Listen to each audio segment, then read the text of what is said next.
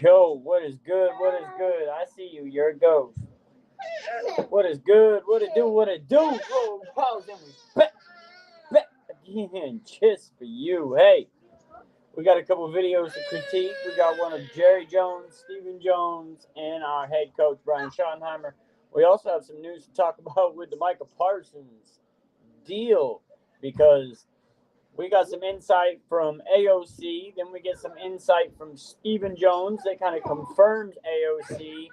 But now we're getting some riffraff coming back that actually Micah Parsons is now biting back because Stephen Jones was kind of trying to make the – we'll get into it. What it do? What up, Dom? What up, Crystal? What up, Eagles? What up, Daniel Barry? What's good? What's good with everybody? Welcome. I appreciate all y'all for tapping in, tuning in, and sharing your time with me. Please don't forget to triple tap that screen and leave that thumbs up. Yes, ma'am, Crystal. Appreciate you. Stephon Diggs. Yeah, he went to the Patriots. Stephon Diggs went to the Patriots. Tyreek Hill. Trade to the Cowboys. I know. That's what I've been talking about. Yeah, we'll get into it.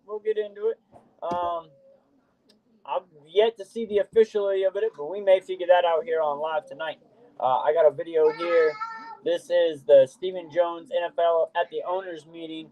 It's a clip of what Stephen Jones, good night, love you, what he's talking about. We're going to go ahead and start off with this clip here. Remember, do not own the right to this content. Y'all want to check out the content in its entirety, go to DallasCowboys.com or Dallas Cowboys YouTube page. They will be able to check it out. And look at Crystal over there gifting away membership.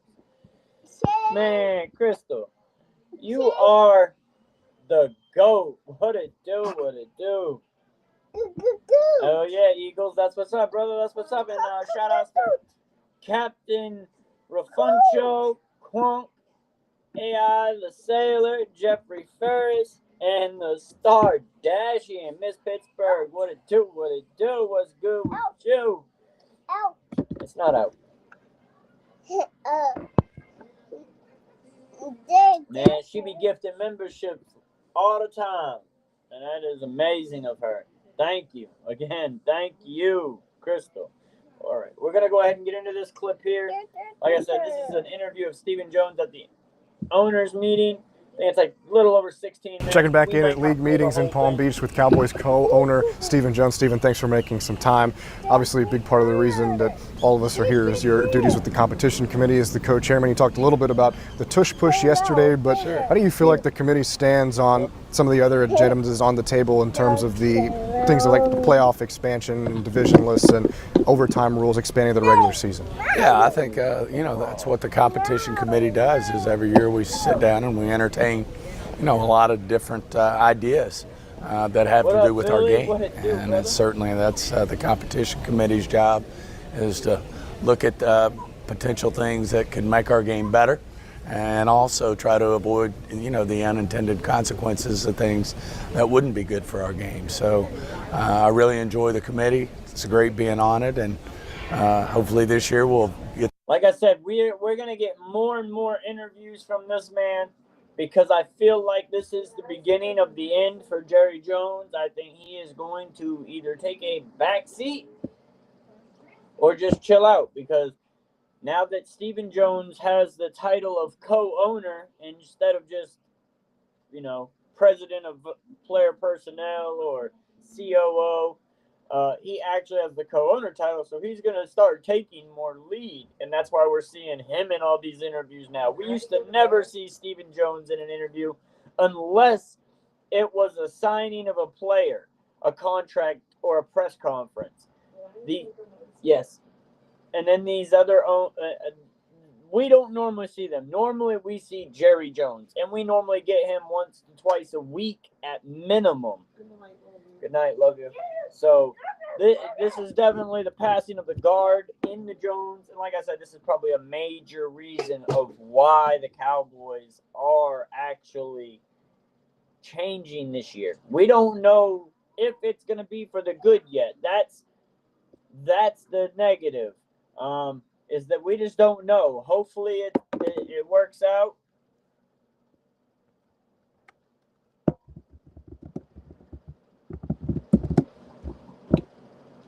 And and it pays off for the Cowboys. We'll just have to wait and see. We're going to get back into this clip. Get the right things in again and be patient on the things that don't. Let me know if you guys can hear the audio just fine. If not, I'll make some tuning, but we'll make sure that this works. I would have been on earlier tonight. I was having some issues with my computer. I had to talk through support tech and everything and get it all figured out. And then I've got some new parts coming for it tomorrow because I'm going to upgrade the RAM in it. I got a digital camera coming or a webcam coming so that I don't always have to use my phone. We've got some new things coming, and it's just going to continue to keep getting better and better, especially as long as we got people like Crystal over there showing mad love and mad support. Again, thank you, Crystal. Let's get back into this clip. Workout. In terms of the Eagles, we play you twice a year. What are you talking about, Eagles? We're in the same division. Overtime rules, translating that from the postseason to the regular season, is that something that you're in favor of? Unless your name is Eagles and you're a fan of someone else, but you got the Eagles logo in your thumbnail. And if so, where do you see the benefit in that? Sure, I understand a lot of different views on this, but I do like us going to an opportunity where both teams get a chance to have the ball regardless. I think there's still some debate whether that overtime should be 10 or 15 minutes in the regular season.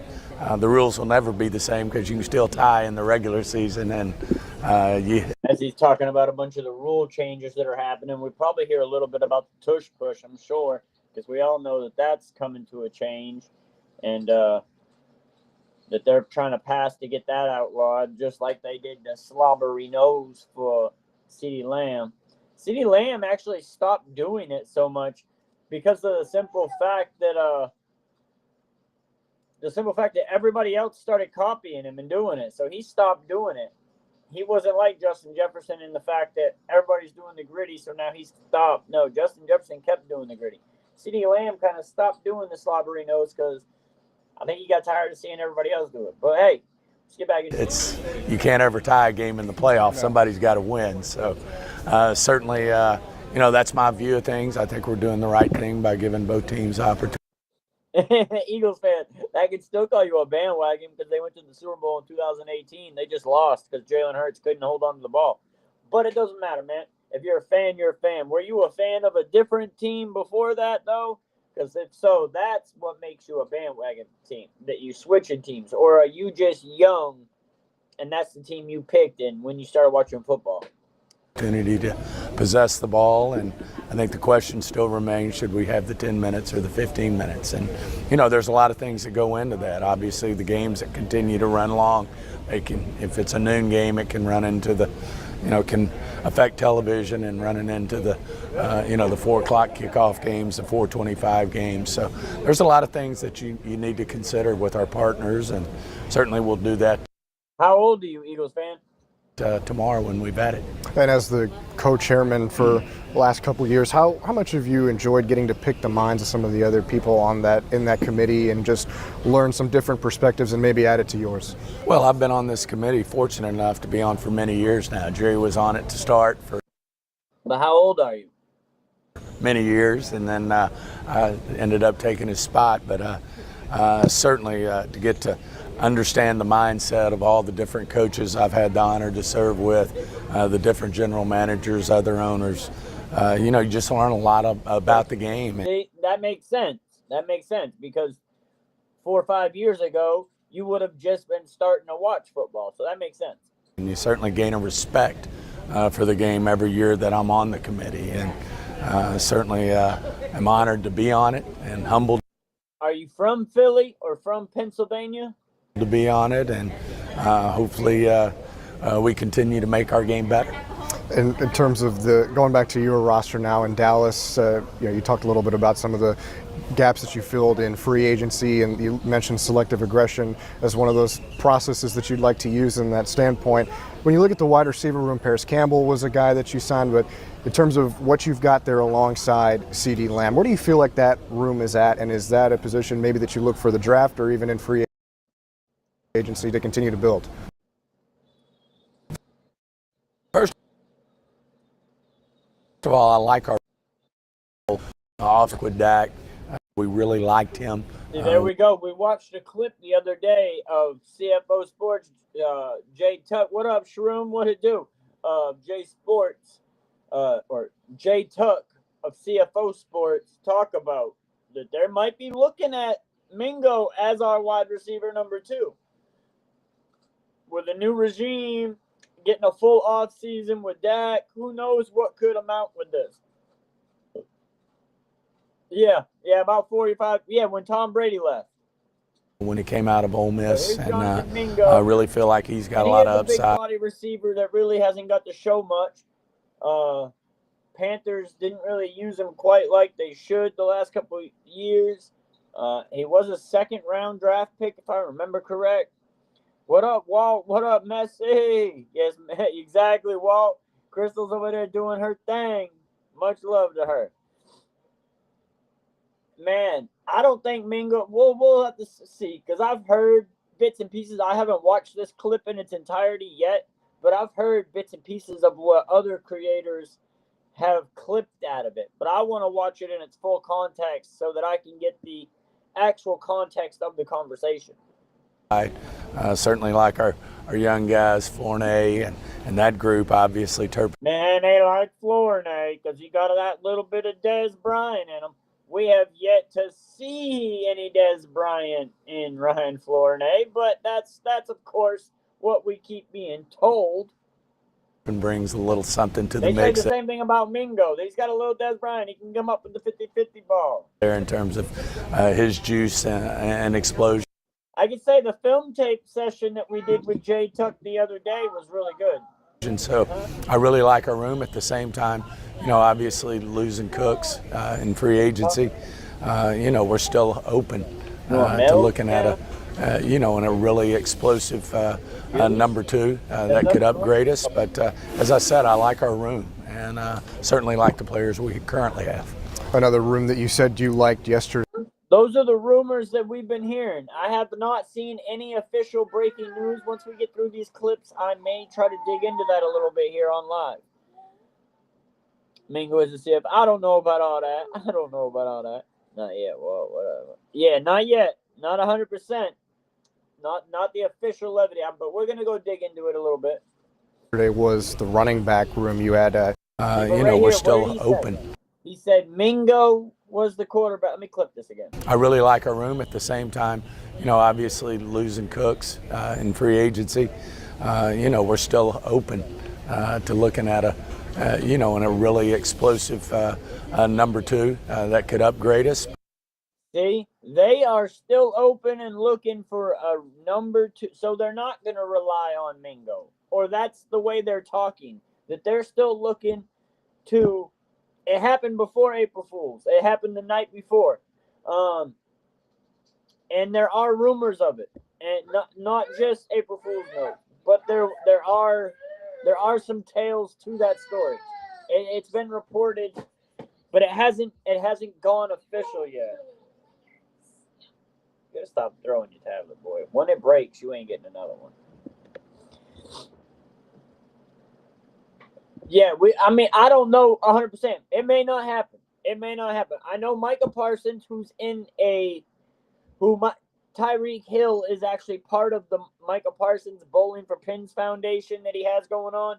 They were together all weekend, not this past weekend, but the weekend before that, and he was recruiting Tyreek Hill. The Joneses are interested in Tyreek Hill. They have been in contact, from what I'm understanding. But the officialness of it yet, I don't know. That's what I need to dig into. But as I said, I like our room. But Stephen Jones right here is saying he's looking for that explosive wide receiver number 2 to bring in here. They like the wide receiver room. He likes what we have in the wide receiver room, but we're still open and looking for that wide receiver 2 that can be explosive to come in here and help. So that doesn't take anything off the board. That keeps it up there. And certainly like the players we currently have. Another room that you said you liked yesterday was the running back room. You had Javonte Williams in there and Miles Sanders. There was the bye committee. Certainly, we got to be real. Miles Sanders ain't even going to be on the team by the start of the year. Miles Sanders will not be on the team by the start of the year. I don't think Keenan Allen's an explosive wide receiver at this point.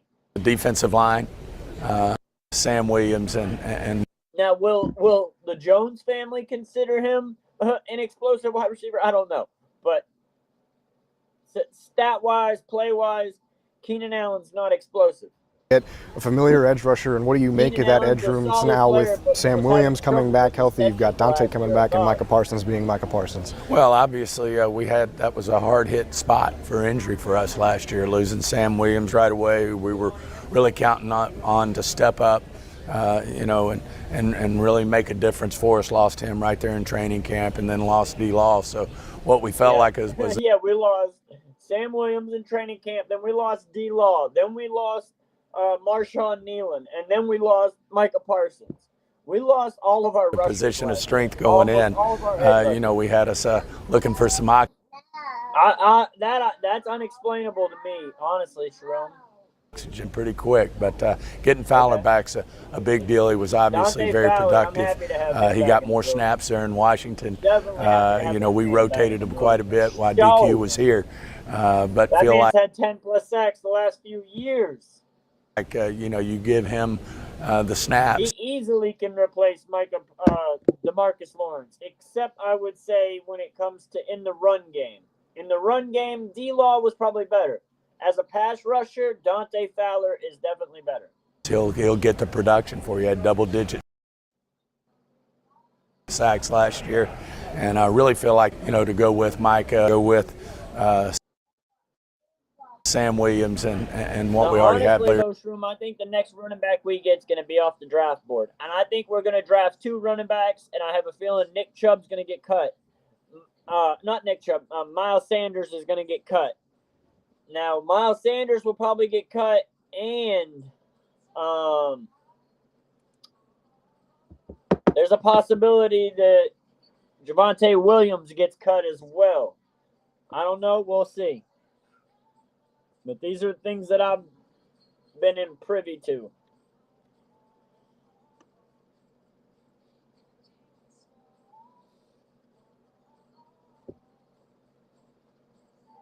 Try to get this thing up right here. What up, Landon? What's good with you, brother? What's good with you? We in the hood with you, brother. We in the hood with you.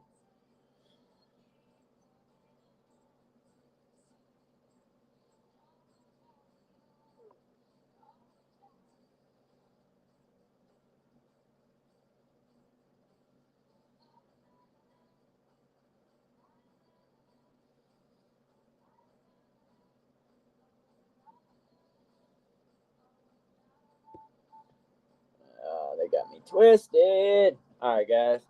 Shroom is one of my buddies from Germany.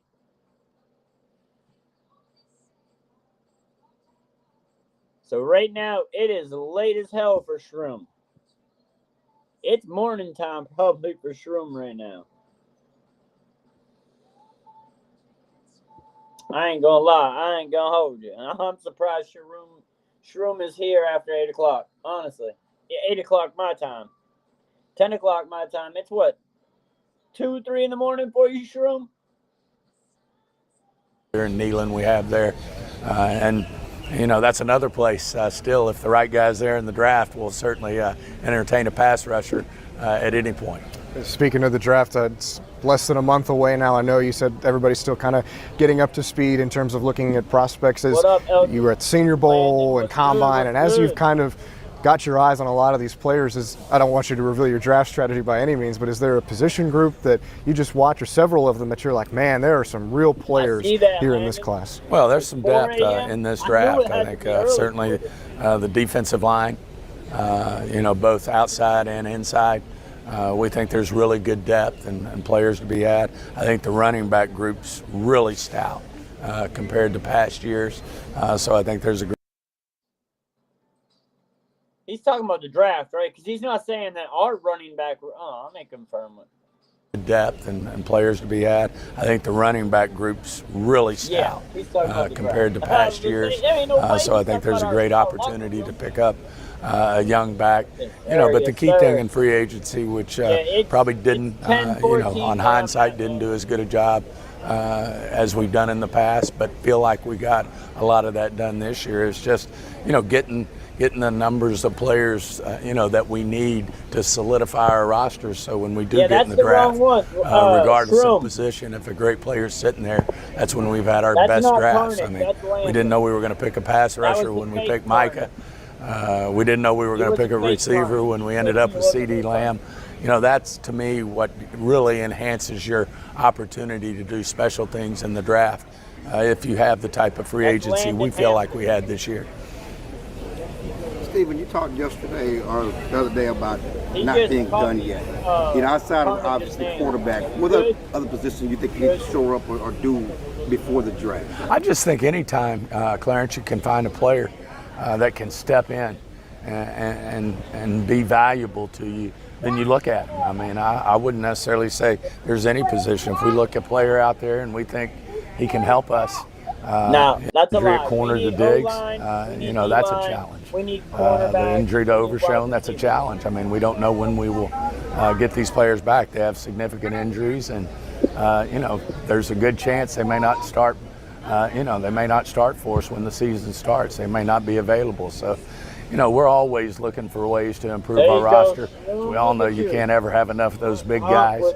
And, as I said, certainly if we can, after losing a receiver like Cooks, if we could, find another guy there to step into that receiver spot. We obviously did think we did address some speed there with what we did in free agency, but we, just feel like we still have work to do. Are you pretty confident with where you are cap-wise, with the capital you have in the draft, that you'll be able to add one or maybe two more free agents before the draft, either through trade or just signing them? Yeah, I feel real comfortable with with where we are, and I mentioned the other day, not only we have Micah, who we want to continue to work with, but we've got some young guys that are going to be coming up sooner than later. That very well could be addressed in the offseason this year as well. Whether you're talking about a Tyler Smith, whether you're talking about any of our young guys that we have out there, Ferguson, a Bland, all those are guys that we would certainly consider. Now, it takes two people to make a deal, and we certainly understand that, but we're open to that as well. Brandon Aubrey in there somewhere. Oh yeah, we always we love our kicker now. He's a good one. Brought up Mike. Can you just talk about where you guys are with the negotiations? Certainly you guys have talked to him, but haven't had much talk with him. Yeah, as you know, we don't sign him to an extension. He's under contract for this year, but certainly want to get him signed for the future as well. The market jump in the last couple of weeks, that affect negotiations at all? And again, how confident are you can get something done? Yeah, I mean, we always have confidence we can get things done. I mean, I know some people may argue timing and when you do it, and are you early, are you late? That's not something that's really affects us at all. We just ultimately it's about finally the results and getting things done. Hell yeah, Messi! Shout outs to him. Shout outs to him.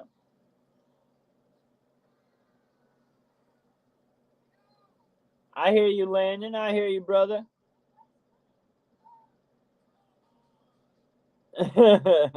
No. And certainly as we move forward, I said, you got to go in early at a bakery, don't you, Shroom? We'll continue to look at that. I mean, we obviously feel like, we've drafted well over the years, and that's why most of our big contracts. We have drafted well over the last years. Now, the last couple of years, our first-round draft pick, Tyler Guyton, Mozzie Smith, and you get kind of the side eye on those, Mr. Stephen Jones. Are going to players that are homegrown and we drafted.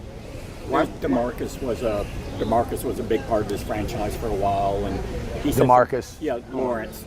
Oh, he said some things on the way out, and Micah went back and forth. Do you just file that under it's an emotional sport? Guys get frustrated, they can't come back. I don't read too much into it, or does it disappoint you at all when you hear those? I have nothing but great respect for DeMarcus Lawrence and what he did for this franchise. He went above and beyond in terms of.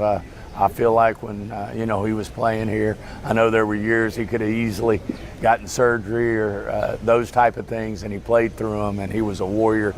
And I have nothing but great feelings about DeMarcus Lawrence.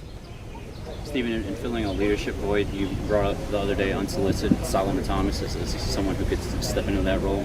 What is it about him that makes him a potential guy? I mean, some people have it, and certainly, his reputation precedes him in terms of the type. You can catch Shroom early in the First Take chat room. First Take live on YouTube. That's where me and Shroom met. You get up about 6:37 in the morning here on the East Coast in the U.S. You start watching the NFL Network or ESPN live on, it's First Take live on YouTube.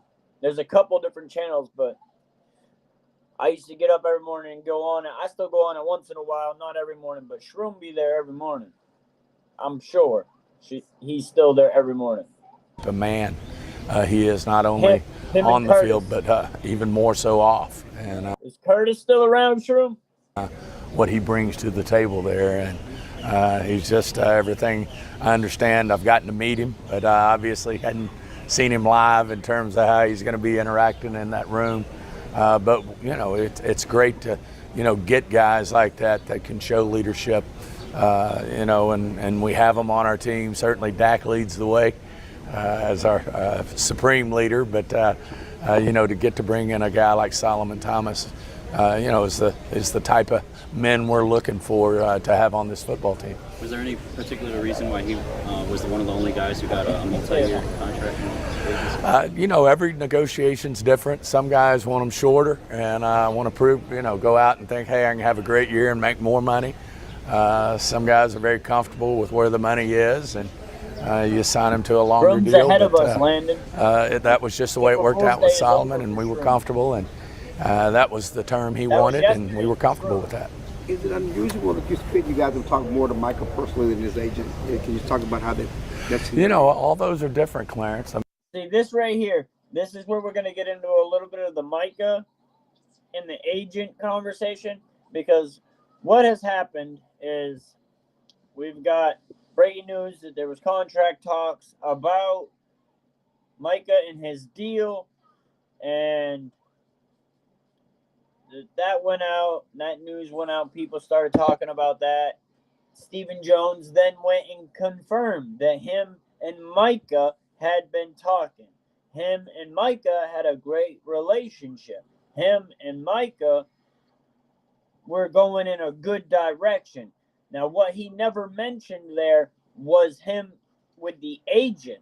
So they were talking to Micah without the agent there present, which was then probably making the agent pretty mad. I can assume that would probably make the agent mad. And then Stephen went and said what he said. And then now Micah has kind of clapped back a little bit and talked about how, no, ain't no deal done. I ain't talked to my agent yet. Like Stephen got too friendly on the camera towards Micah, and then Micah went back and is like, nah, you ain't gonna make my agent look bad. Nah, you got to get that deal done with my agent. So, gonna get into a little bit of this. And all these players have great agents too. I mean, I have not. Now in this interview, he's mentioning the agent. In the video from the other day that we did, I think it was Sunday, the conversation that Stephen Jones had then was talking about how they all had never once mentioned the agent. Now, what did he mention right here? Let's come back a little bit. Sign him to a longer deal, but that was just the way it worked out with Solomon. I want to prove, go out and think, hey, I can have a great year and make more money. Some guys are very comfortable with where the money is, and you sign him to a longer deal, but that was just the way it worked out with Solomon, and we were comfortable, and that was the term he wanted, and we were comfortable with that. Is it unusual that you guys will talk more to Michael personally than his agent?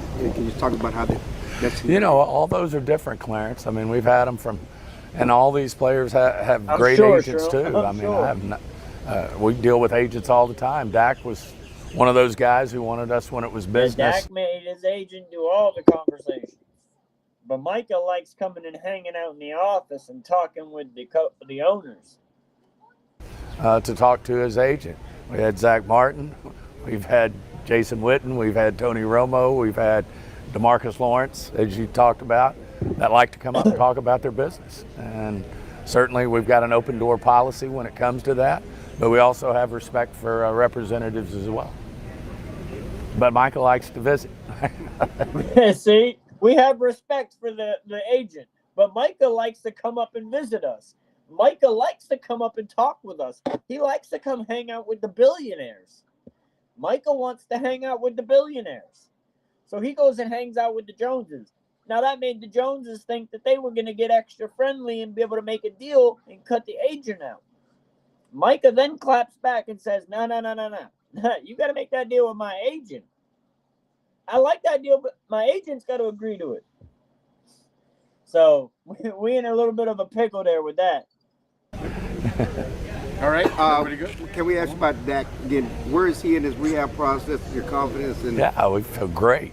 I mean, no one's going to do it more neater and completer than Dak Prescott. I mean, he's coming along ahead of schedule, as you might imagine. But he'll have some limitations here in the off season, but nothing that's going to affect him as we move forward. Jerry Jones has a clip in here as well. I'm not sure if I'm even going to do the Jerry Jones one because we all know what Jerry Jones has got to say almost doesn't even matter anymore. He just be talking. What up, Tater Destroyer?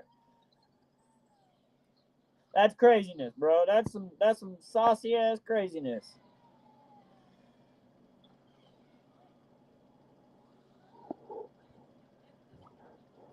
You out, Landon? All right, brother, man. You have a blessed night.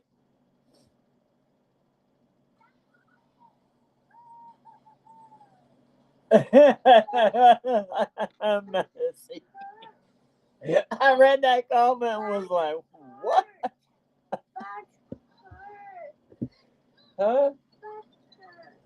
Your back hurts?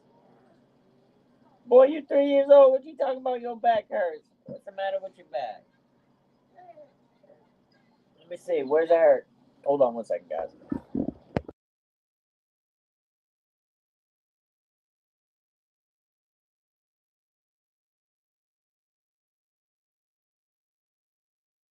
Nah, he told me he was playing. I had to make sure, though, because my 8-year-old was wrestling with him earlier.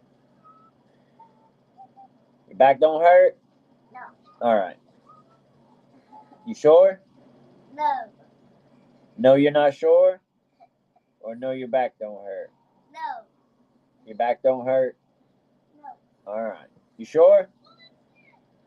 Sorry about that. I had to confirm. All right.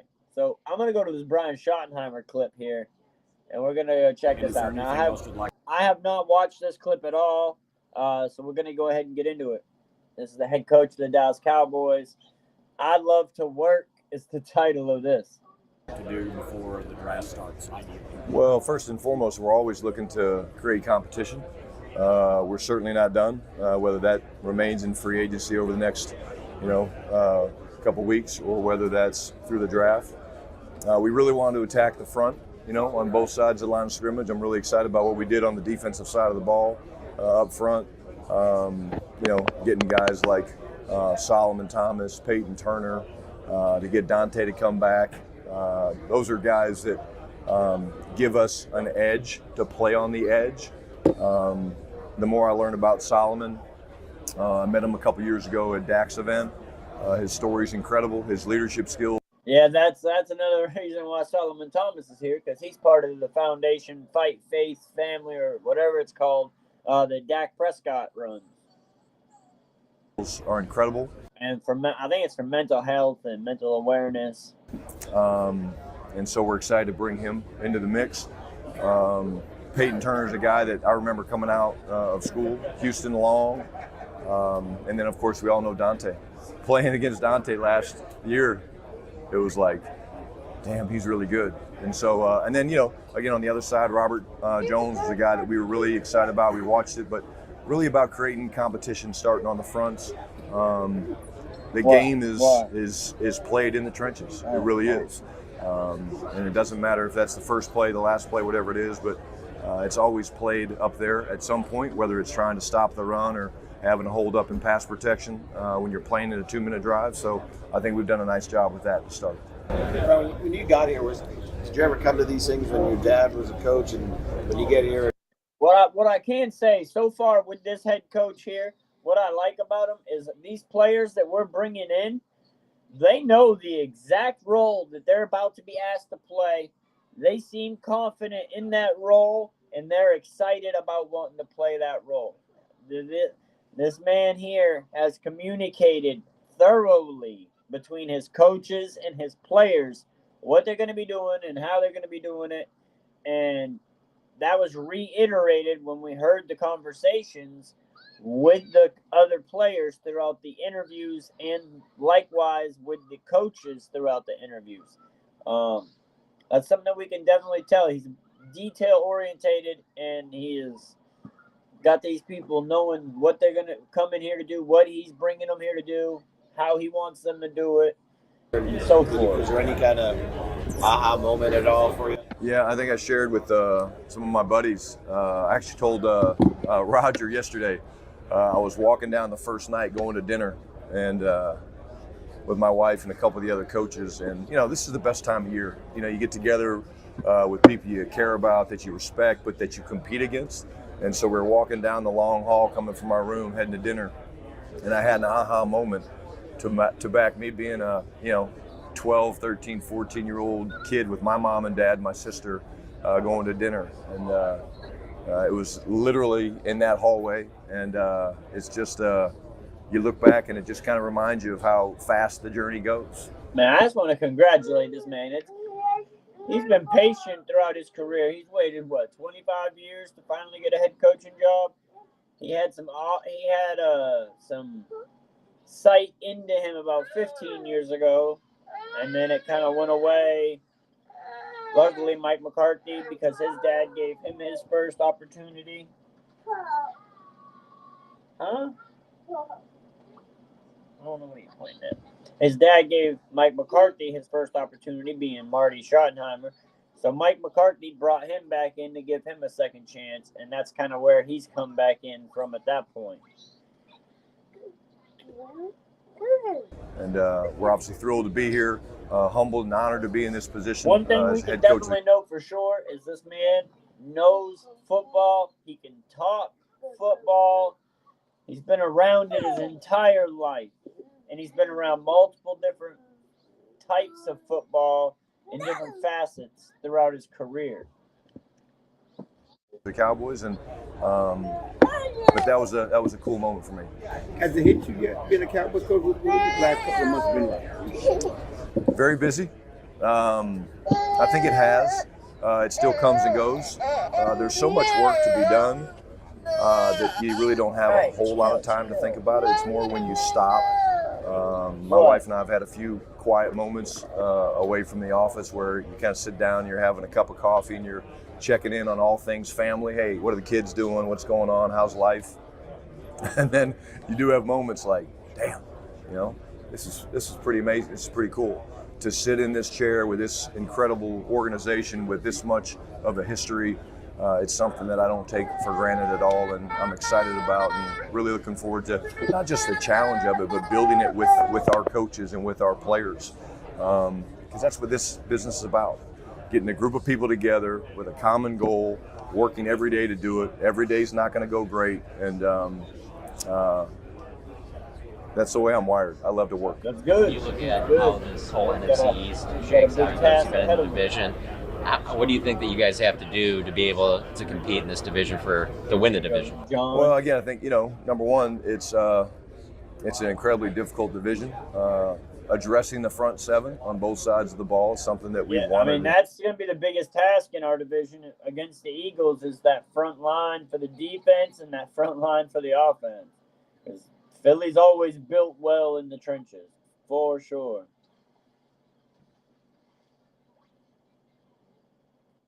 Again, one of the mantras of our program is going to be you got to own the line of scrimmage. And so whether it's Philadelphia standpoint, they're learning the names, right? If they have to get something done with travel, they're learning, okay, who do I go to? I know all those people. So that's good. But, just the constant communication with Flus and Nick and those guys. And, hey, how's it going on the defensive? That constant communication.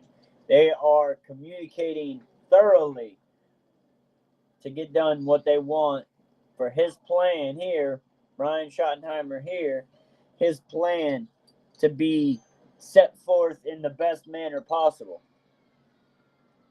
The meetings, and it seems that they got the best coaches to fit that plan, and they're trying to find the best players to fit that plan. Conversations, every day, but it becomes a lot. And as you get into the draft, your focus, you have to put things into buckets. And so the bucket that's coming up very quickly is going to be the draft. Our players are coming back. I can't wait to get them back in the building to be in. What do you want your offensive identity to be? Physical. Again, I talked a little bit in the opening press conference about that's that common theme. Physicality and effort, man. They've been preaching that in all of the interviews that I've watched. The marriage between the run game and the action passes, but as a football team, as an offense, we want to be physical. My MO has always been to run the football. I really believe. And that's something that we could expect. So being physical and running the football have been things that the Cowboys have been lacking. Teams have always played the Cowboys and been like, they're soft, they're front runners, they're predictable. I think this man right here can actually make that change for the Cowboys. And so far, from what we're seeing, I think it's going to work out, and it's going to be good for the Cowboys. There's a lot of fans that don't like it, that are upset, that just want to downplay it, and it's just because they don't know, because it's uncertain. But I'm not going to downplay the uncertainty. I'd rather look at it with a side of positivity and be thankful that we're getting the change that we asked for. It just might not be the exact change. But we are still getting change. The Cowboys' process and procedures for the offseason this year have been completely different than any other year in recent past. That the game, like I said, is up front. Led the league twice as a coordinator. Proud of that. I think getting a guy like Clayton Adams really helps us as a coordinator. His knowledge, I've been tracking him for a couple years now. He's an incredible mind when it comes to not just the run game, but just how to attack defenses and how to get favorable leverage and things like that. But physical is the first thing that kind of jumps out at me. When you look at this draft class, how familiar are you with it? How much have you caught up? And where do you feel like the depth is in terms of where you can build? Yeah, it's a great question. We start our draft meetings here next week or so. I will say I'm getting caught up. I think the latter part of last week, I was at a couple pro days and just time spent with Mitch. And that's good, because past seasons with the Cowboys, the pro days have been the owners there. The coaches have Mike McCarthy always stayed behind. He didn't go to the combine. He didn't go to pro days. He stayed behind. This year, we got the coaches, and not just one coach. We've got the majority of the coaches going to these pro days and to the combine. It was a good sight to see. Time spent with Will, some of the scouts I'm leaning on them. I think there's a lot of depth on the defensive line, both interior and on the edge. I think that there's a lot of depth, obviously, with the running back position. You start going through the film, which I'm through most of the POA tapes. You try to do that before you get into the draft process. And there's guys at every level with every different grade on them that you're like, the difference is not that huge. It's like, okay, this guy's got what grade, this guy's got that grade, but there's all things that you see that you love. Contact balance with this guy, change of direction with this guy, maybe a little bit more speed with that guy. But I'm not where I need to be today, but I will be. And I think I'm a lot farther along now than I was probably 3 or 4 weeks ago. How do you weigh? You've been in this. He's been sitting there watching tons of tape on these players. From what I'm hearing, that he's been studying all of the college prospect tape and trying to get as good of a sight that he can on them. And we got some people over here that break it down for us Cowboys pretty damn well, and VOCH, Lombardi, and Brian brought us. Foot's the king. He does a good job too. But I always go to Brian Broaddus and VOCH just because that's just who I've always gone to. But, man, they break down these player evaluations for us, and they make it so that you don't have to do as much work because you can go. Now, you obviously want to watch the tape so that you can get an opinion of your own, but they give you good foresight. So if you go watch tape on someone for the Cowboys and then you come back, you go watch what they said, compare it to what you thought, and then you build your evaluation even better from there. But always watch the tape first and then go listen to other opinions. That way you get an unbiased opinion on your own first, and then you get to go see what someone else have said. So maybe you missed something that they saw, or maybe they missed something that you saw, or however. Going into the draft, where as a coordinator you would argue, well, this is what we need here, and it's always strictly just from your perspective. Now you have the defense to think about, but also you mentioned like depth at running back. How vocal will you be saying, okay, this guy is good, but we have a lot of depth there, and this is the position. This position over here is more of what is needed. How do you envision handling all of that your first time? It's actually funny because I told Flus the other day, I said, damn, you look at free agency, you'd think I'm a defensive head coach. I mean, you look at what we did. I mean, I got Clayton Adams looking at me going, hey, man, I thought you were an offensive coach. But, look, at the end of the could say now, based off of what he just said, that a lot of the picks that we brought in free agency were his call. He just said, if you look at what we did in free agency, you would damn near think that I'm a defensive head coach. But I'm obviously an offensive head coach, and people like Clayton Adams, who we brought in to be the offensive O-line guy. Yeah. I'm going to, Lisa. Okay. Bring Clayton Adams in, who's the O-line guy for Arizona, come here to help with the O-line here and with the offense here. You're looking at him like, hey, I thought you were an offensive coach. These are all defensive players, except for the running back and the one lineman. Do you think it'll be right after the draft or take a little longer? Do you know what month your Cowboys season predictions?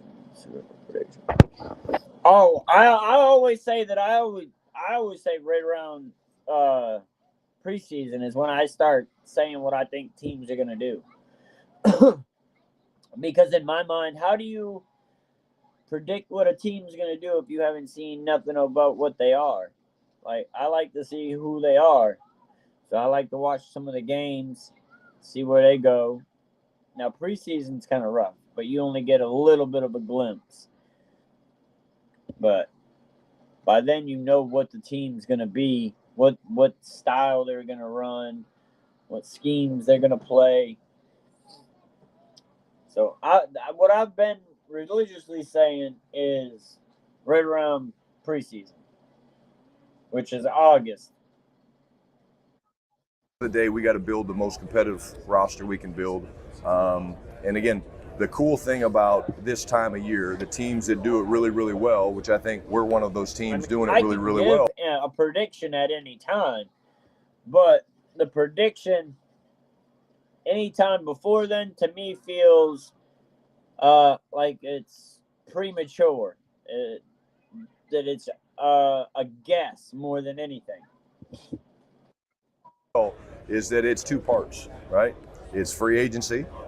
You do free agency first. Now, you compare, especially with the Cowboys for this season anyways, because of so much changeover, our entire coaching staff is new. Our ownership has rotated. Our coaching staff has completely swiped out, and we're bringing in a ton of different players. And we still got 10 picks in the draft. There's so much difference that this team could look like after the draft and into the start of the season. I like to see into the start of the season.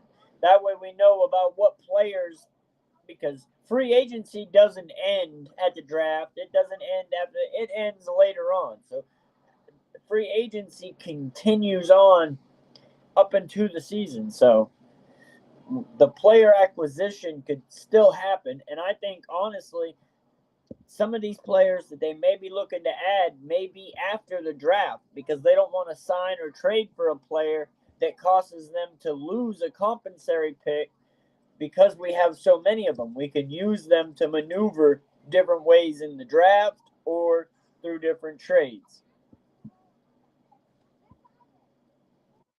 What's the safety depth in free agency compared to the draft? What's the defensive line look like in the draft? And then you obviously look at your exactly, bro. That's what I'm saying. Why make predictions so early before you know what the team actually looks like? Now, once the season starts and we go into it and we ain't done absolutely anything, which we've done way more than we did last year, but if we don't do anything, because I think we still got more that we need to do to get where they need to be. And if they don't, well, then it might not look good for them. But I feel like they're still going to. There's a reason why they opened up as much salary cap space as they did for this offseason. And then already made the moves that they moved. And once they get Micah Parsons signed, at that point, it's going to open up more free agency money. So the only way Micah Parsons cost more this year is if they were to franchise tag him, because then at that point they got to pay him that full amount this year. If they actually strike a deal with him, the amount that he gets paid this year could be so little that it just gives us more salary cap space than it takes away from us. So the prospect, the better option, obviously, for the Cowboys is to sign them to a longer term deal to get the salary cap space opened up. Now, we still have plenty of salary cap space as we speak, and we have enough to pay for that franchise tag if we had to. So they're holding on to that so that if they don't get a deal done by the season, that they can go ahead and franchise tag him. I feel like that's why they haven't spent any more, because they got the amount they need right now to be able to put that franchise tag. Improve, but they are actively working on deals. I will say there was a couple times that I sat with Stephen and Jerry and Will, and we were making some decisions in free agency, and I literally had to say, well, we need to go with this guy. And he was on the defensive side of the ball. But that's what's best for the football team. And at the end of the day, what matters is putting together the best football team that we can put together and winning football games. Getting back to offense, to a certain extent, the need for number 2 receiver behind the scene. Now we'll get to hear what he thinks about getting more juice in the passing. Yeah. Again, he's an incredible player. Always looking to add depth at that room. Again, really proud of Jalen Tolbert. I've talked about him from the time we started talking about it 2 years ago when he was improving to now we talk about him as the leading receiver touchdown-wise on our team. Landon finally changed his name. Along with finding guys and adding more pieces, it's our job as a staff to be a developmental staff, right? We need to get these guys like Ryan Flournoy, Mingo to take the next step. We have to do that. Like, that's our job. And so one of the things that we're working on right now is an improvement plan for each guy, okay? And, all right, so let's use Mingo, for example. These are the 2 or 3 things that, okay, hey, for Mingo to get to where we want him to go, he does these 3 things. It's not just those 3 things. But the other wide receivers that they thought that they were going to get, because Stephen Jones already said in a different interview that he had thought that they were going to get some of these receivers, and then they got more than what they thought they were going to be worth. What'd you do with it?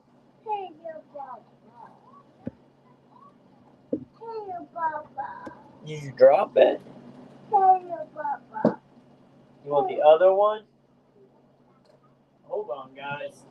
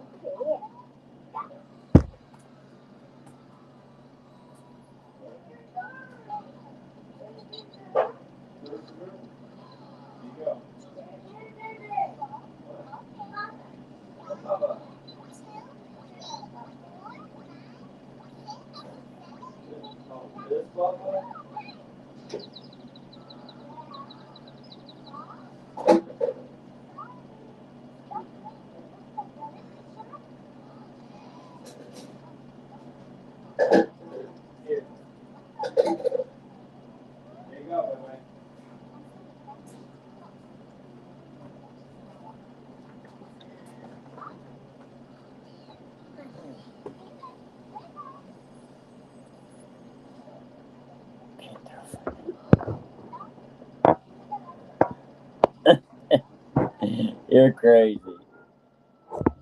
You're crazy, Carnage. You're a fool, bro. It's what are the steps, the action plan to do those three things. And so that's what we're looking at now with our current players, because as you know, they come back here in 2 weeks. And so between developing those guys on the roster and always looking under every corner to add some speed and some more playmaking skills, we're always looking to do that. Where's Dak in his rehab? How is he to your run game? Pretty accurate. His rehab looks great. You know, just looking at him, talking at him. You guys have seen all the videos of those guys working. He looks great. I got to ask him about the new one sleeve look he's got going. I saw you had the one sleeve cut, one sleeve off. But, you know, at the end of the day in the run game, Dak does a lot. Most quarterbacks do a lot. And it's not just carrying the football or things like that. It's you package plays together, right? Every coach at this table, they've got plays that are good versus certain fronts or certain coverages. And so you package them together, whether you call them cans, kills, whatever it is. And so you put a lot on quarterbacks, and that's the benefit of having a veteran like Dak. He can handle a lot of it. He needs to be mobile, though. I mean, things that he was early in his career to really make Clayton's run game go. I know his success has been with a mobile quarterback. Well, it's funny when you talk to Clayton, he said the thing about Kyler is Kyler never really wanted to run. He was really good, but he said he'd go into certain games, he'd be like, man, I really don't want to, I'm not feeling running this week, you know, but. You kidding me? Kyler Murray used to say that he didn't feel like running this week? Man, that's all he was good at is a running. I wouldn't trust Kyler Murray for nothing throwing the ball. Corpus Christi, Texas. I got you. Dak's ability to create, not just in the running game, but again, playing above the 2.3. They were saying a stat the other day that was really interesting. Like quarterback scrambles are up. I don't know the percentage, I don't remember, but that's where the game's going. Why is the game going that way? Well, these defensive lines. This is the head coach, Carnage. This is our head coach, Brian Schottenheimer. Incredibly talented, you know, and they're deep. Most teams now have 4, 5, 6 first rounders on their front 7, so the pass rush has become really, really good. So I would say that's the bigger part of it, not just Clayton's run game, but the ability to extend plays and then when things break down, pull it down and make you 6, 8, 10 yards. I wanted to ask you about the signing of Javonte Williams and what are you looking for him to bring to your squad? Yeah, really excited about Javonte. A guy we really like coming out of North Carolina. I love his short area quickness. I love the power he runs with. And again, you look at him, you talk to him, you know, the hunger that he has coming back off the injury. And you know, some of the best players I've ever been around are guys that have chips on their shoulders. And Javonte's one of those guys that he's hungry. And we're always looking for guys. Javonte Williams is hungry and has a chip on his shoulder. Well, I don't know about all that. You know who that bum is.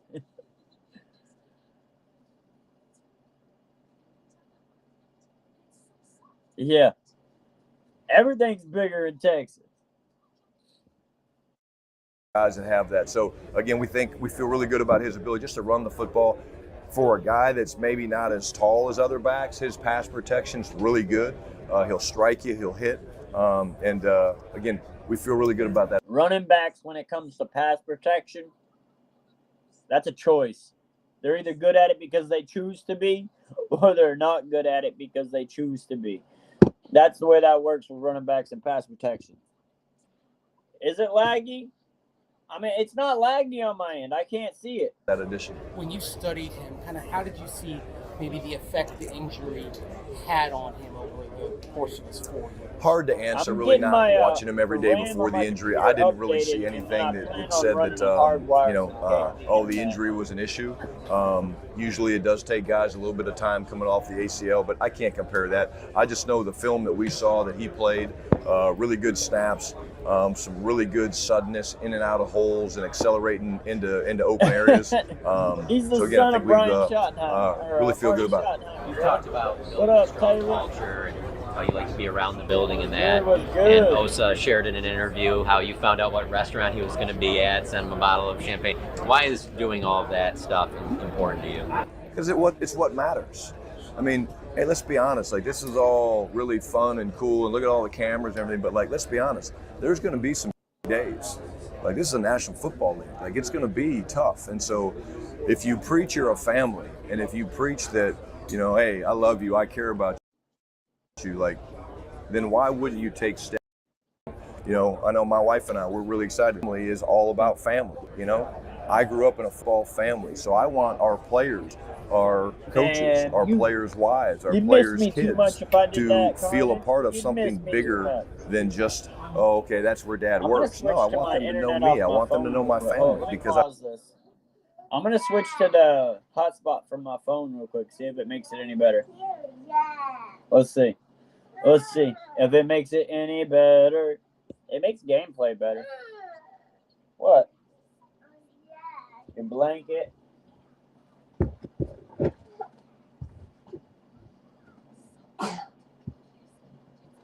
Here. There you go. All right. Just trying to reconnect right now. Hold on. We should be good here in a second. I think we're coming back.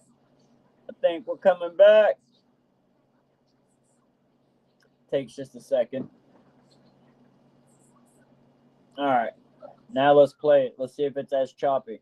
I think that that's important. So a little step like me finding out Osa, who is one of the best, you know, young men, he's worked his off to get working like that, to me is just common sense, you know. What up, because I do love them and I do care about them just like I do all the guys. I mean, half of my day is spent reaching out to our players and trying to talk to them on the phone and just check in about life. And I don't want to talk to these guys right now about football. The biggest mistake people make, and I'm guilty of it looking back, is you think, oh, I got to get all the football in. I got to get those plays in all route combination. It's overrated, man. Did it get any it's better? Overrated. People. Or is it worse? And so we want to spend, which is going to be about competing every day to make these guys the best version of themselves, not just as a football Looks player, like it got worse. as a husband, as a father, as a Christian, whatever it is, that's what they want. So it is important. I mean, I appreciate you asking me that. What's your confidence level in getting days and anything officer? Yeah, you guys know. I mean, hey, look. At the end of the day, this business, and when you're dealing with, you know, money that's being tossed around, not just with Micah, but with the big name players, negotiations sometimes, I feel very comfortable he's going to be around. I think that's what he wants to be. I think we're all very comfortable with that. And I think you got worse. At the end of the day, let me switch back. I'm going to have to run a hardwire cord instead of using Wi-Fi internet. I'm going to have to hardwire my computer. I'm getting upgraded RAM tomorrow, so that should help some too. So I'm upgrading the RAM in the computer. Bring it all back. It came back quicker. It did come back much quicker. All right. Today he's a great player, and you know, we think you know, he's just getting started, to be honest with you. Yeah, so it doesn't I lag have on my end. no question in my mind that he'll be around. Here, though. I'm sure you've been asked this before, but Sirianni just said he's talked to a few coaches about the whole tush push. Where do you fall on that? They're really good at it.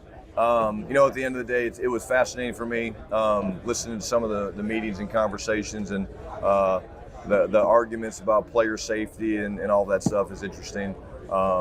Again, I really don't. If it stays, it stays, and we all have to figure out a way to stop it. It's maybe not the most beautiful play I've ever seen. I don't watch much rugby, but it looks a lot like that. But we'll see what everybody decides. And they're going to cut that play out. Former first rounders like Javante. Is there a common denominator amongst them where you look at them and you're like, you know, we feel like we can get X out of this guy that maybe he hasn't in his career? Yeah, I don't even think it's that. I think, you know, what it speaks to is the fact that we obviously have a lot of knowledge that these guys have traits, right? I appreciate you. When guys have traits or skill sets, use Paris Campbell, for example, right? Again, a guy with speed, a guy that, again, had flashes. But there's also the cool thing when you're in year one of a program. Think about this. When you're in year one, we've got coaches from right now, just got a notification. Attack on Cowboys is reporting Jones are talking about contracts with Micah Parsons. We'll go check that out here in a second. Arizona, we got coaches from San Francisco. Is at least the audio coming through clean, or is the audio choppy with the video? From Chicago, coaches from all these different places. So you got to remember, we've all been exposed to different people. So Clayton Adams has been exposed to Paris Campbell. So again, when you have guys that have traits, and then you have coaches, which in year one of a program, when you bring in all these guys and you start building something, they've got the ability to speak to, oh, this is our type of guy. This guy's a competitor. This guy gets it. This guy wants to do things the right way. This guy's going to work. All the to it. So it's not just the talent and the traits. We obviously look at those but that's part of the measurement. But then again, it puts it on us saying, okay, if we are a developmental staff, which we are, then it's our job to bring that out of them. Doing what? Working on fundamentals every day, going through the practice process, individual. You know, you guys have been around the off-season program. There's a ton of individual time. You're developing their skills, right? It's not all scheme. There's a lot of skill work. So that's kind of where all that factored together. But it wasn't just the first-round picks. It was getting to know the guys. White Cotton knows Solomon Thomas, right? Like that's all part of the puzzle. We know the guys that we re-signed, right? Like, you know, you talk about certain players you're bringing back, like whether it's Banger or whatever it is, you're like, yeah, that's the right type of guy. So it's really a cool process when you look at it. Yeah, I don't get why it's got to be. I know you just said there's kind of a desire to get younger behind Dak, but would a veteran still be on the table, veteran option in free agency? Yeah, I think so. We're open to anything. Again, we're always looking to compete. I will say this, Will Greer looks great. He's been, they did really, really well. But I will say this, the thing that I love is when you're evaluating a quarterback, you got to go to the film. When we were we had the first pick in the draft in 2004, and we were going through the process to figure out whether we were going to take Eli Manning, Phillip Rivers, who else was in that? Roethlisberger, I think. We did all the private workouts and everything, and I asked Phillip Rivers after we drafted him, I said, hey, how'd you do at your pro day? He goes, dude, I killed it. I was like, what do you mean? He goes, I could have thrown that workout with my eyes shut. He goes, like, it's so well rehearsed, which it should be, right? But it's so well rehearsed when you go in there for a pro day, they know I'm throwing a hitch to the right to this guy, throwing a hitch to John, okay? Hey, I'm throwing a slant over here. I'm going to fake left, go right, throw a back shoulder. I mean, like, they could do it in their sleep. So, again. Yeah, that shows a lot. Ain't no problem, man. Thanks for spending some time over here with us. We appreciate it. I think with quarterbacks specifically, it's more about the game film and then the makeup, the type of leader that they are. Well, not necessarily quarterback. When you being at those pro day workouts? Be around the guys, be around them, talk to them, get to know them. That's all the pro days really good for, is getting to know the person. Watching what they do on the pro days, like he said, man, it's so rehearsed that what they do really doesn't even matter on the pro day. It just don't. Dig in on about what they're to know about. The person. Are they going to be good teammates? Do they fit in our locker room? Are they the type of guys that we want to lean on and be around when we're winning or when we're going through a tough stretch? And that's why the culture. Are they a culture fit? And so that to me is more important than the actual workout itself. Brian, you said that Michael should be around in the offseason. How important is that for him to grow as a leader with the rest of the room? Obviously, you've lost some guys on defensive free agency. That he is there to work with those guys in the spring. Yeah, well, I think more importantly, that's what Mike has talked about. Mike is excited about the opportunity to step up in a leadership role, and there's no reason he shouldn't. I've always the best teams I've ever been around. I mean, he's been trying to talk about getting into that leadership role. He said, it's my time now. And that's kind of where that D-Law and Micah Parsons, it didn't start there, but on the internet it started there. Huh? Popsicle. Bicycle. Yeah. Their best players are their best leaders. And so, again, I think the more you're around, the more you have a chance to influence the guys, and not just the guys that are back, but there's a bunch of new faces, right? We've added, the free agency group. We're going to add some guys in the draft, so that's part of the puzzle. But I know he's excited about that, and again, like I said earlier, I think that's one of the reasons why he will be around. He's interesting. He'll be a little more engaged in the off-season program. So yeah, they're confident that Micah Parsons is going to be like Dak Prescott, where he's going to be in the building whether the contract's done or not. Micah Parsons has been trying to stick to his word, though, with what he's been saying about not wanting to be necessarily the highest paid. But I don't think the agent gives a damn about what Micah Parsons says. He's going to get him the biggest deal possible. And that's where the agent kind of looks bad. More engaged with you guys this year with the new coordinator than he was. Yeah, that's my understanding. All these guys have people that they work with. And again, the way the league's set up now, you have to have those because when you leave, when the season's over, right, we don't see them for a while. And so with all those guys, they have people. But at the end of the day, we expect them to be around. But the 12th overall pick, what are you looking to get with the 12th overall pick? And now we hear what he's looking. Now we get to hear a little bit about what he's looking for when they are picking at 12. One second, guys. Let me go bring the dog inside.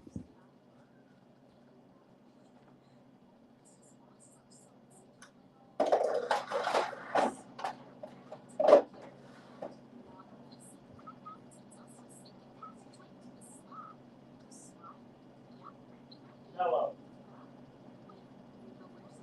Come on, Paul.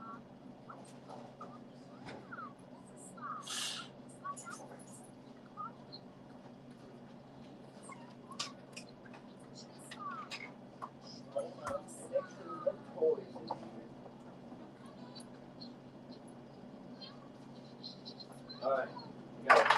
Hello.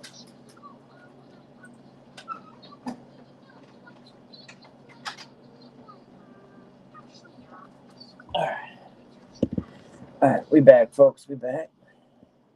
Is there a position based on value you stay away from with that to have a pick in the first round? Yeah, again, the starting point would be best player available. You're always looking for game changers when you're picking 12th. Like, we don't want to ever pick 12th again, right? Let's be honest. We don't. So yeah, he don't ever want to pick 12th again. But with that pick, they are looking for a game changer. They're not looking for some depth piece. They're not looking for a good player. They're looking for a game changer, day one starter. We don't want to pick that high. But you're looking for guys that influence the game. How do you influence the game? You rush the quarterback and you get sacks, strip sacks, fumbles, whatever it is. You score touchdowns, okay? So those are usually, I look at it this way, you build it from the outside in. So you got corners, receivers, they get isolated one-on-one. Pass rushers, tackles, they get isolated one-on-one. And then obviously the quarterback position. But usually that's the way I've looked at it, is when you're building a roster, kind of think of it from building it from outside in based on guys that get isolated a lot. Because when you're isolated and you can't help, it's pretty daunting task sometimes. How does the special running back fit into that? So what he's saying there is his theory isn't from building it from the D-line inside out like most you would think. He wants to build it from the outside in and get those interior guys. So gives you a little bit of a prospect. Most teams want to build from the inside out, but he's looking at wanting to build more from the outside in. Huh? Dump truck? Yeah, what about a dump truck? You need one? Yeah, again, there's been a number of guys that can change the game. I think what's been proven over the course of the last 8-10 years is the depth and the ability to find backs late, make it to where it's not a priority, but we're going to look at best player available. And if the best player is a running back and we feel like that's a great fit, we should do it. But if it's not, again, that's where I feel really good going into this draft, because most people are going to say Genty's going to be gone at 12. So with Genty gone at 12, the best running back available probably won't be at 12, which is crazy, though, because Amarion Hampton, who we could really use if we're not going to get Genty, will probably go 20 to 30, somewhere in that range, and then we'd miss out on him. So it's crazy. So it'd be real nice to be able to trade back to the 18th or 19th position, then pick up Omarion Hampton from there, but then also get like a 3rd or 4th round pick in compensation to add to that. We've made the moves to create the fact going into this draft that we trust the process. The scouts have done a hell of a job setting the board. We're going to get in there in a room with Steven, Jerry, Will, myself, hear the discussions, kind of get the board set, get it finalized, and then some of it's good fortune, and some of it's just kind of tracking it and knowing that no matter how it plays out, there's going to be a player there that's going to help us win a championship. Losing Jordan Lewis and Trayvon Diggs has helped. And they're all confident as hell in winning a championship. Now, I'm not going to put that Ole Miss on them yet because, I mean, it's not something I do generally anyways. But at the end of the day, man, you got to show me before I put my guard down. Are you guys still in need of another impact player at corner going into the? Yeah, again, same question or same thought. I think we're definitely still needing another impact corner. Alexander, if you're out there, Cowboys need you. Right, like you can't have enough of those guys. But I do think like we're really excited about Kaiir Elam. Here's a guy that's got really, I think, another 1st round talent, got incredible feet, the ability to cover. But we're always looking to add. I did see some tape of Kaiir Elam tripping over his own feet though as well. So how good are his feet? I've seen some really good tape of Kaiir Elam, and I've seen some kind of not so good tape. Those positions of need, you're always looking to add. Why? But because every they're player's going to have at least 1 or 2 bad tapes.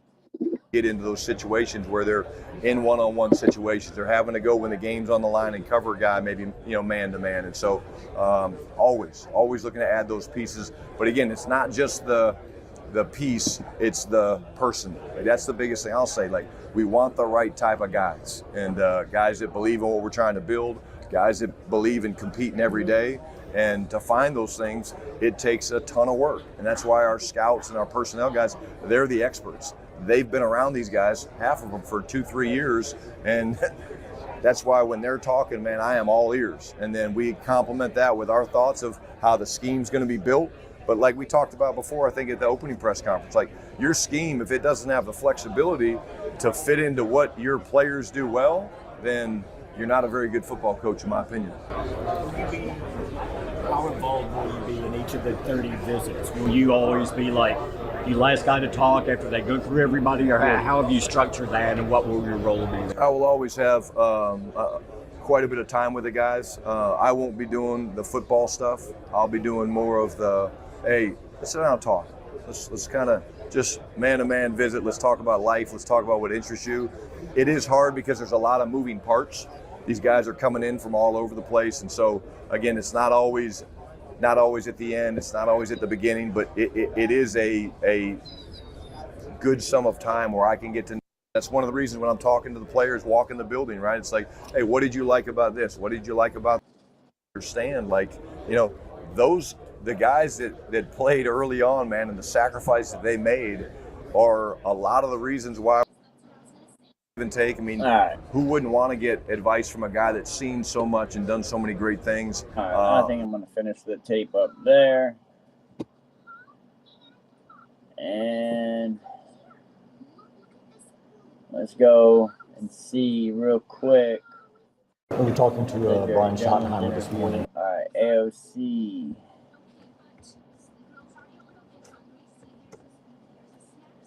Is he still live? So I know he had just posted a video. Oh, we didn't catch it. He did go live, but it's not posted yet. All right.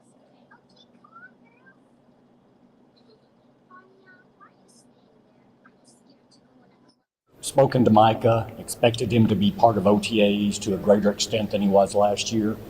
What is his status as far as negotiations right now, and do you have those same expectations as far as the offseason program? Well, I know that I've spent 5.